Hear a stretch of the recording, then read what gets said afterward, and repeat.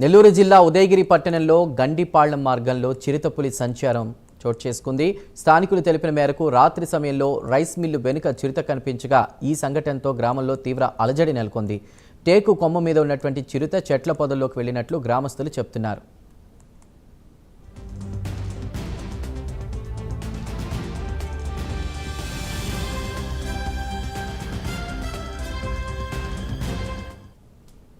గండిపాళ్లెం మార్గంలో చిరుతను చూసిన స్థానికులు ఆ వెంటనే అటవీశాఖ అధికారులకు సమాచారం అందించారు. దీంతో అసిస్టెంట్ బీట్ అధికారి బి వెంకటేశ్వర్లు ఘటనా స్థలిని పరిశీలించారు. అయితే పులికి సంబంధించిన ఎటువంటి ఆనవాళ్లు లభ్యం కాలేదు. దీంతో గ్రామస్తులు తీవ్ర ఆందోళన వ్యక్తం చేస్తున్నారు.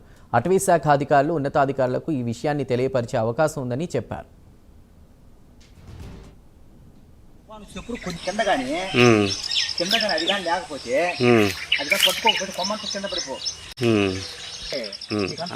వెంకటరత్నం చెప్పు. నా పేరు వెంకటరత్నం. మేము నైట్ 12:37కు ఈ బ్రాంచ్ షాప్లో వైన్ షాప్లో మూసేసి వాళ్ళు భోజనం చేసి మామూలు బయట తిరగతారు కాసేపు. ఆ తిరిగే సమయంలో కుక్కలు గౌని వేస్తాడు. ఒక అతను ఆడ ఫోన్ మాట్లాడుతున్నాడు. కుక్క ఈయన గౌన గవత ఆయన కాడికి వెళ్ళింది. ఏంది కుక్క గవత ఉందని ఇరుకొచ్చి చూస్తే కింద లైట్ వేసిండు. ఇక్కడ లైట్ వేస్తే ఏం లేదు. ఏంది కుక్క గవత ఉందని చెప్పి లైట్ ఇచ్చేసిండు. వేసేసరికి ఇటు 2 కాళ్ళ మీద పన్నుకొని తలకాయ ఇటు పెట్టి ఆమాని ఆ బర్రెలు ఉన్నాయి. ఎగో వాళ్ళ బర్రెలు సాయి ఆమాని చూస్తూ ఉన్నది. ఆమెను ఈయన పోయి ఇంట్లో పోయి ఆమెని పోయి వాళ్ళని తీసుకొని వచ్చేసరికి ఏడు దూకి ఇదే కథ ఎన్నికి వెళ్ళిపోయింది. 12 టైంలో మాకు బర్రెలు ఉండే ఇక్కడ భయం వేస్తుంది, చాలా ఇబ్బంది ఉంది. నేను అక్కడ కూర్చున్నా బండి పెట్టుకొని రాత్రి 11:30 ఆ టైంలో కుక్క మామూలుగా అక్కడ ఉంది నా పక్కనే.